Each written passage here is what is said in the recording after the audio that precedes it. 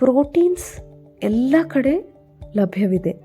ಅದ್ಭುತವಾದಂಥ ಸಸ್ಯ ಪ್ರೋಟೀನ್ಸ್ ಎಲ್ಲ ಕಡೆ ನಮಗೆ ಲಭ್ಯವಿದೆ. ಮೈ ಡಿಯರ್ ಫ್ರೆಂಡ್ಸ್, ಯಾವ ಕುರಿಯನ್ನು ಸಾಯಿಸಬಾರದು, ಯಾವ ಮೀನನ್ನು ಸಾಯಿಸಬಾರದು. ಇದೇ ಪ್ರಥಮ ಆಧ್ಯಾತ್ಮಿಕ ಸೂತ್ರ. ಈ ಭೂಮಂಡಲದಲ್ಲಿ ಸಸ್ಯಾಹಾರವನ್ನು ಸ್ಥಾಪಿಸುವುದಕ್ಕೆ ನಾವೆಲ್ಲರೂ ಹುಟ್ಟಿದ್ದೇವೆ.